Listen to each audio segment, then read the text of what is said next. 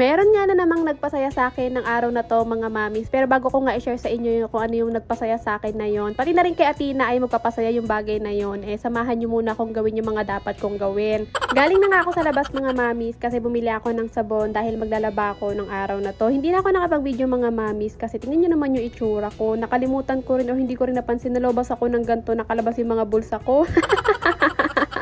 Baka sabihin na lang talaga ng mga nakakita sa akin na sobrang kawawa ko. Nakalabas talaga yung mga bulsa ko halatang walang pera. Pero hindi nila alam akong pinakamayaman dito sa lugar namin. Charat!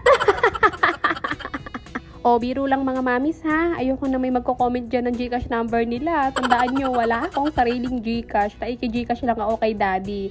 So anyway, mga mamis, balik na natin sa ginagawa ko. Bago nga ako magsimulang maligo at maglaba or ipakita sa inyo kung ano yung nakapagpasaya sa amin ng araw na to, unahin ko nga munang maglinis ng bituka ko. Kasi nung araw na to, ito yung araw ng palit day ko ng aking colostomy bag. So ang ginagawa ko, mga mami, sa mga hindi nakaalam, para makatipid ako sa wipes, sinahati ko siya sa gitna. Total naman, medyo malapad to para nga makatipid ako. Kasi alam nyo naman, magastos talaga sa wipes ang paglilinis ng bituka. Baka magtaka kayo, mga mamis, kung bakit ako lang maglilinis mag-isa. Kapag wala naman talaga si daddy at maagang alis niya at nasaktuhan na meron ng laman yung aking colostomy bag, kaya ako na lang mag-isang naglilinis, hindi ko na inaantay si daddy. Kapag inantay ko pa kasi mga mami si daddy na dumating, hindi talaga ako makakilos ng mga dapat kong gawin kasi nga hindi talaga ako kumikilos hanggat hindi malinis yung bituka ko. Minsan kasi, mga mamis, kapag nakikita nyo nakaumbok tong bituka ko o yung tagiliran ko, ibig sabihin puro hangin lang yung laman nun, wala siyang laman. Hindi ako makapagpasingaw kasi nga minsan may tao sa labas. Syempre nahiya ako magpasingaw, baka may pagpasingaw ko mapunta sa kanya lahat ng amoy, sakto yung hangin, edi na nakakahiya.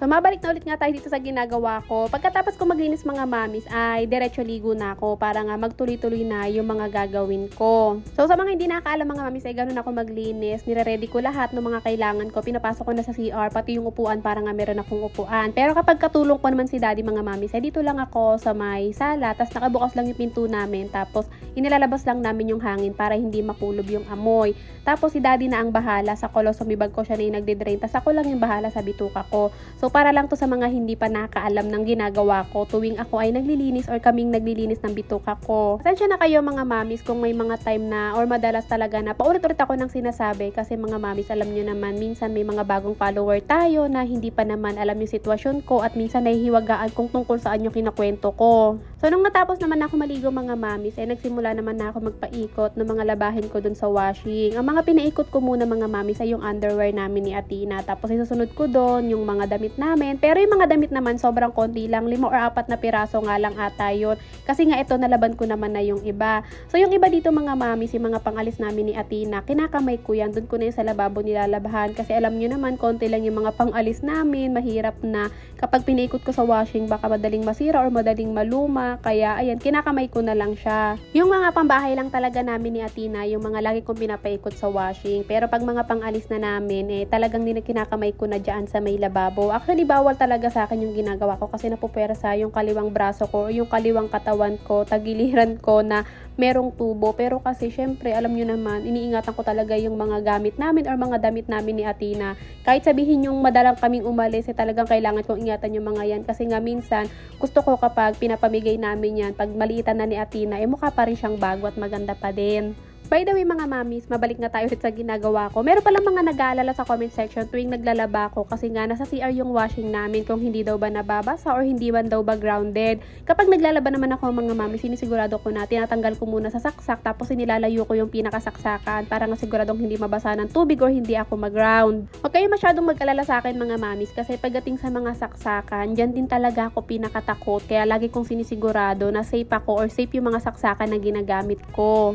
At dahil konti nga lang to nilaban ko, mga mamis, mabilis naman ako natapos. Yung mga underwear, pagkatapos kong ipaikutin sa washing, dito ko na binanlawan sa lababo, pati yung mga 5 pirasong damit na pambahay namin. Bali, ang binanlawan ko na lang dun sa washing ay yung mga short na lang kasi yun talaga yung mas madami. Ito na nga, mga mamis, dahil nga natapos na ako sa mga gagawin ko, nagpahinga lang ako konti. Tapos ito nga't excited na akong ipakita sa inyo yung nakapagpasaya talaga sa akin ng mga araw na to. So, merong nag-message sa akin, nakamamis natin dito sa page na to. Ayoko kasi talaga, mga mamis, tawagin na follower. Hindi ko alam kung bakit, pero hindi ako komportable tawagin ko kayong follower. Yun na lang talaga yung ginagawa ko para nga mas maintindihan nyo kung kanino galing or kung saan galing yung mga natatanggap kong mga regalo or kung mga ano-ano man yan. So anyway mga mamis, itong una kong binuksan ay para kay Athena to. Hindi ko lang mabanggit dito sa voiceover ko kung ano to, pero alam kong may idea na kayo. Ibubulong ko na lang pala sa inyo mga mamis kung ano tong binuksan ko na para kay Athena, para nga hindi niya ako marinig habang nag-voiceover ako.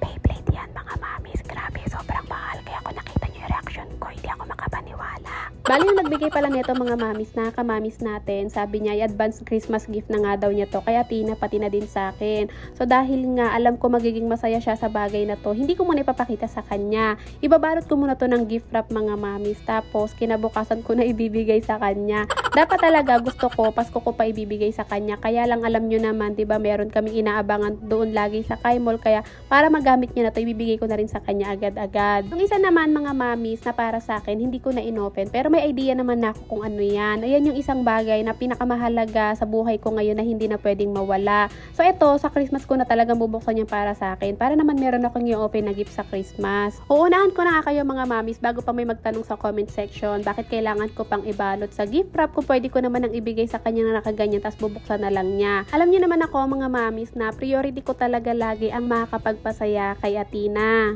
Bilang nanay mga mamis, alam kong magiging grabe ang saya ng anak ko kapag nakita niya to. So para mas maging doble yung saya at excitement na maramdaman niya, ibabalot ko na sa gift wrap. So ano man lang ba mga mamis na gumastos ako ng magkano lang, 39 pesos lang, at mag-ambag ako ng gift wrap para naman sa ikatutuwa ng anak ko, 'di ba? Kaya sabi ko nga sa inyo mga mamis, kahit ano lang ibigay niyo sa bata na to, tapos ibalot niyo sa gift wrap. Dati nga binibigyan lang namin niya ng candy, babalot namin sa gift wrap, tapos pag binuksan niya, sobrang saya niya na nun mga mamis. Kasi dati nung bata siya, mas maliit siya, mahilig siyang magbalot-balot ng mga kung ano-ano. Babalot niya sa colored paper, tapos ibibigay niya sa amin ng daddy niya. Dati nga mga mamis, may kwento ko sa inyo.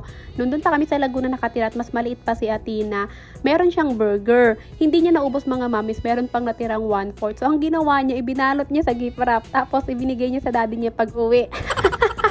By the way mga mamis, gusto ko lang magpasalamat sa kamamis natin dito na nagbigay sa amin ng advance Christmas gift ni Athena. Sobrang niyo po kaming napasaya, hindi lang halata sa mukha ko kasi iniisip ko, nag-aalala ko baka bigla ba si Athena sa kwarto, makita niya tong binabalot ko. Actually lumabas nga siya, pero buti na lang natapos ko nang balutin yung kanya. Yung binabalot ko itong sa akin na. Tsaka natawa ko kasi paglabas niya ng kwarto, nakita nga niyang may binabalot ako. Natuwa agad siya, sabi niya agad niya, wow, para sa akin po ba yan?